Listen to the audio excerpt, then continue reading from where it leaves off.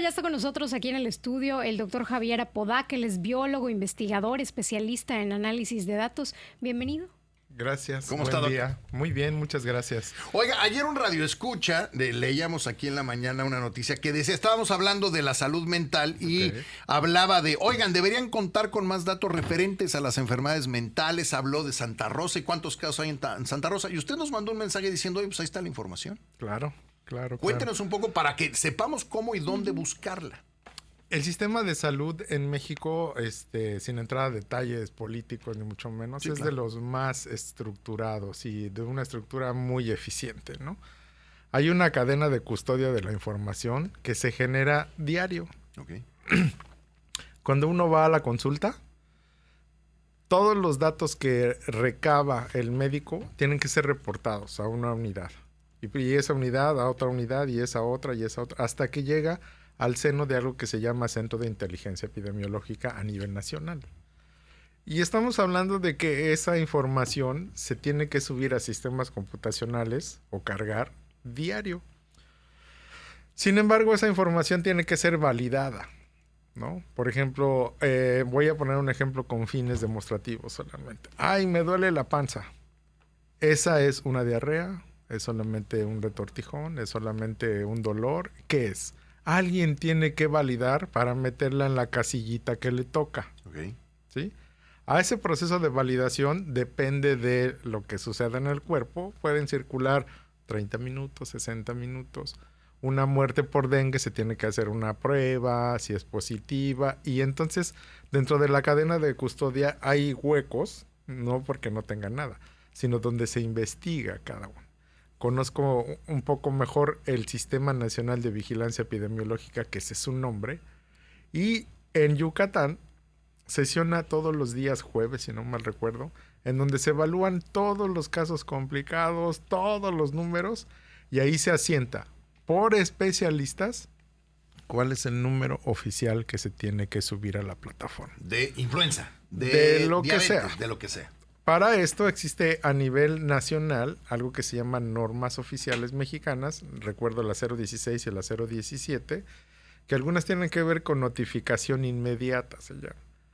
El que haya un brote posible de cólera es una alarma epidemiológica en todo el estado. Okay. Y para eso hay medidas de contención, de dispersión, de todo, ¿no? Eso resulta que esa información es pública. Todos los días, si uno se mete a la información dentro del sector salud en internet, están los datos en Excel 31, 27, 15, que yo puedo bajar y hacer con ellos lo que yo quiera. Okay.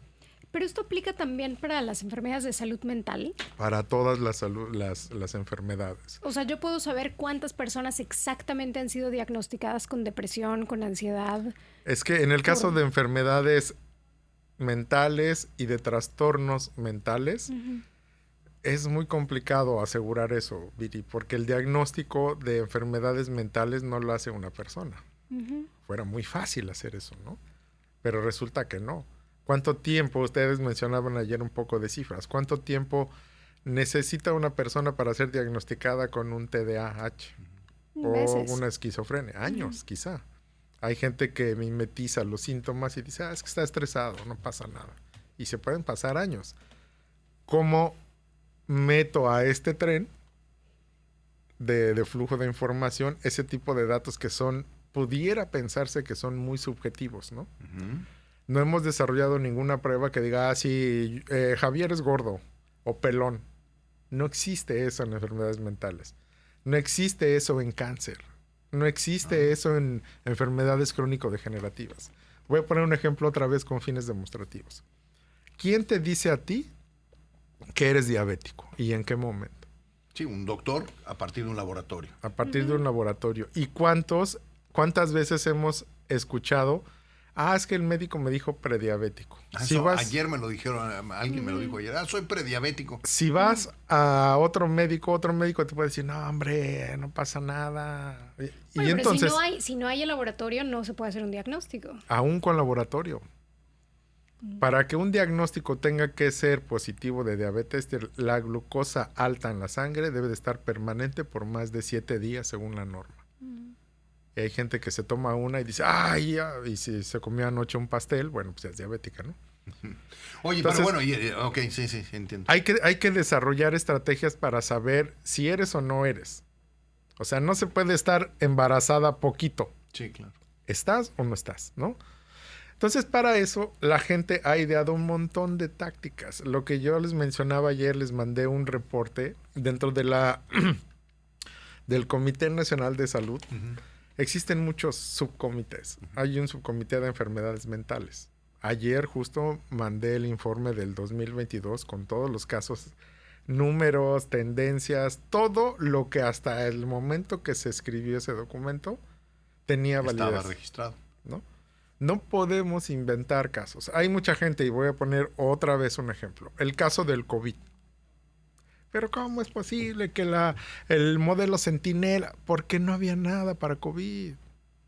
COVID vino a deshacernos la vida. ¿Por qué? Porque es algo nuevo. ¿Para confirmarlo? Para confirmarlo. Okay. Para modelarlo estadísticamente. Era la primera vez que nos enfrentábamos a esa enfermedad. De hecho, recuerdo que los reportes epidemiológicos semanales salían con casos sospechosos, casos confirmados, casos de defunción por confirmar. O sea, te daban así como mucha especificación. Toda la estratificación, perdón.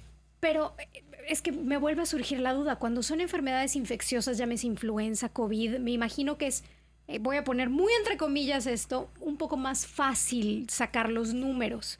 Pero con las enfermedades mentales, ¿cuánto tiempo puede pasar para que tengamos una estadística? Es difícil, la respuesta es muy difícil. Digamos que como la cocinera de la cocina económica, se hace lo que se puede con lo que se tiene. ¿Por qué? Porque es muy difícil, tú lo acabas de mencionar. Un diagnóstico de un niño de TDA, pues a lo mejor te avientas 1 añito, 2 años. Y ahora, ¿lo tratas o no lo tratas? ¿No? Es cada caso específico en el caso de crónico-degenerativas y neurodegenerativas es único. El doctor que detecta en mi hijo el TDA, ¿tiene la obligación de reportarlo para que entre la información a este tren de información? Es correcto. Entonces, todos los doctores están todo el tiempo reportando todo lo que... ¿Aún sea consulta privada? Ahí tenemos una bronca. En el sistema público de salud, todo mundo está... Y hay complicaciones legales y hasta puedes perder tu trabajo si no pasas la información a tiempo y etcétera, ¿no? Hay un corte que, si no recuerdas, a las 6 de la tarde... El corte, sí. Los centros, dependiendo de su tamaño, tienen un jefe de departamento, un subdirector, un responsable, un médico que hace las funciones, pero en teoría todo el mundo debe de reportar. Cosa que no estamos seguros que pase en la iniciativa privada. Pues qué serio está eso. Pues es que entonces sí tenemos un subdiagnóstico. No diría yo subdiagnóstico, porque el diagnóstico tiene que ver con qué eres o no eres. Una subanotación. Anotación vamos a llamarle al número, al hecho de anotar, ¿no? Pero yo no tengo injerencia como sector salud en la parte pública, porque la parte pública me decís... No, en la privada, ¿no? En la privada, perdóname. Yo sí lo subí, o le pedí al director que viéramos si este paciente entraba o no. ¿Qué haces ahí? Entonces nos falta información. Nos falta, sí, puede ser. Pero 2 es un poco subjetiva. Y la que tenemos sin una prueba diagnóstica clara, nos puede llevar años determinar si sí o si no. ¿Sabemos qué porcentaje de la población se atiende en el servicio público? ¿Tenemos una idea de ese número? Porque yo la verdad nunca, ahorita que lo estoy pensando, digo, ¿qué tan serio es que la iniciativa privada, en términos de salud, no lo reporte o lo reporte como se le da la gana, ¿no? Exacto. Digo, si el 90% de la población está en el seguro público, dices tú, bueno, pues entonces la información está cercana a la realidad, ¿no? Sí. Yo recuerdo el caso de diabetes, que es el que me viene a la mente. Pareciera que el 11% de las personas se atienden en la parte pública. ¿El 11%? En la parte privada. Ah, ok. De las personas que del sufren total de de diabetes. El 11%. Ahora también es complicado y caemos en una subjetividad porque está la norma. Tú eres diabético o no eres diabético, pero vas con un médico que no conoce el protocolo a detalle y entonces te dice, eres prediabético.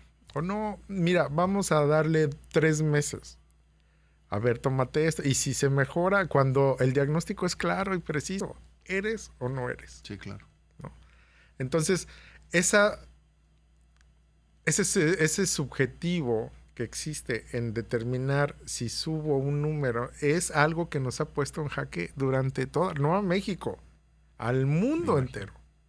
Porque todo es exactamente lo mismo. Entonces, en términos de salud mental, ¿hay manera de revisar en Yucatán cuántas personas están diagnosticadas con? Eso queda muy claro. ¿Y está por estado? ¿Está dividido hasta por ciudad?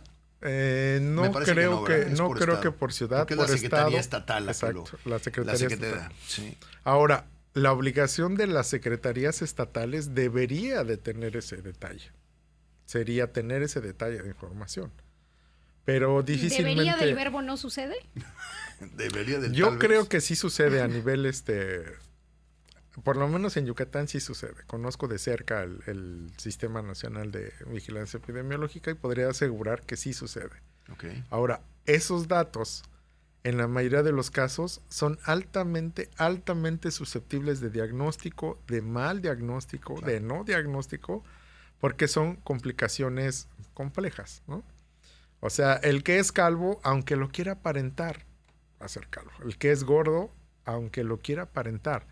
Pero el caso de que alguien esté deprimido es muy complicado. Sí, claro. Cuando la gente y los médicos tienen protocolos serios para hacer el diagnóstico y uno de esos criterios no encaja, lo Ya no metemos, es. lo metemos o no lo metemos, es la parte. Sí, claro. ¿No? Sí, entiendo. Y muchos de los casos, la gente que se dedica a salud mental podría decir, es que este paciente sí tiene A, B, C, D, pero no tiene E y F. Entonces no es TDA. Entonces no es TDA, es Oye, ¿qué es? TDAH. Exacto. O es TDA. O lo T, que sea. sí, lo que sí. sea, ¿no? Hay muchas personas que para ser diagnosticadas necesitan hacer un montón de pruebas y conducta y en la escuela y preguntar Entrevistas a todo mundo. Entrevistas a todo mundo para tener ese calificativo que lo pone en la casilla que le corresponde. Creo que lo importante, y estamos muy agradecidos porque haya aceptado venir, Doc, es entender que la información en términos de salud tiene un sistema de recolección de datos que es confiable en México. Exacto. Hablando de probablemente un 85-90% de la información que viene del sector público, donde está el 80-90% de la población atendiéndose, podemos todo ese tipo de cosas investigar. Le digo, todo empezó porque ayer nos decían que faltaban datos sobre enfermedades mentales en Yucatán y que ojalá hubieran datos de enfermedades mentales en Exacto. Yucatán, pero específicos por zona. O sea, nos decían, ojalá supiéramos cuántas personas hay con este problema en la Santa Rosa. Que eso sí está todavía más difícil, ¿no? Pues imagínese. No creo que esté más difícil, está menos desarrollado el asunto. Menos desarrollado. Ahora, algo que sucede, que Viri lo dijo muy acertadamente, casos sospechosos. Cuando tú tienes un conjunto de información y esa información la espacializas, Santa Rosa, Xoclán, no sé qué, tú tienes la oportunidad de utilizar elementos estadísticos y probabilísticos para poder estimar, Sí. para poder proyectar. Esa proyección debe ser tomada como una proyección. Exacto. Yo puedo tener una proyección de cuántos casos en A, B, C y D municipios dentro de Yucatán, pero eso no quiere decir que sea la realidad. Yo tengo una tendencia a si sucede esto y esto y esto. Sí, totalmente. Y nada más por no quedarnos con la duda, según información del INEGI 2020, que es la más reciente que encontré, debe de haber una del 25. Sí, pero 24, ¿no? 25 es el conteo, ¿no? Bueno, claro, no, ya no va a haber. Bueno, el último sí hubo. Sí, el último fue el del 20. encontré la afiliación del 20, todavía no éramos 100 millones de mexicanos. 130, 92, ¿no? Con 92 millones es el Pero total. que, no. Espérenme, población afiliada a servicios de salud por población entidad afiliada. federativa. 100 millones. 92 millones y medio, punto 93, vamos a entrar a los números redondos. En la iniciativa privada y otras instituciones que así lo agrupan, estamos hablando de unos 3.700.000 personas. Todos los demás, 103. IMSS, ISSSTE estatal, Pemex, Defensa Marina, Institutos de Salud para el Bienestar, IMSS Bienestar, todos los demás de esos 93 millones están en instituciones públicas. 93 millones. O sea, estamos hablando de los 93 millones, menos de 4 millones están en privado. Sí. Ahí está. Bueno. Doc, como siempre, un gusto. No, hombre, al contrario, gracias es importantísimo por la aclaración. reflexionar de estos temas y comercial. Échale. La información, métanse a la página de www.salud y ahí váyanse a la información epidemiológica. Pueden bajar los casos más actuales de la semana pasada, quizá, en su computadora y tener la sábana ahí, poder hacer las evaluaciones que ustedes quieran y saber cuáles datos son los realmente oficiales. Ahí lo tienen. Ya lo sabe, entonces. Hay que meternos a salud y a jugar con los números para irles entendiendo. Hay también una publicación semanal que hace la Secretaría de Salud que se llama Boletín Semanal del Sistema Nacional de Vigilancia Epidemiológica, donde te da proyecciones, canales endémicos por enfermedad. Yo no sé si aparezca ya la salud mental, yo estoy casi seguro que sí, pero si no, hay un apartado específico para salud mental. Doctor, muchas gracias. Gracias a ustedes. Bueno, ahí lo tienes, el doctor Javier Apodaca Hernández, biólogo, matemático, investigador, especialista en el análisis masivo de datos. Vamos.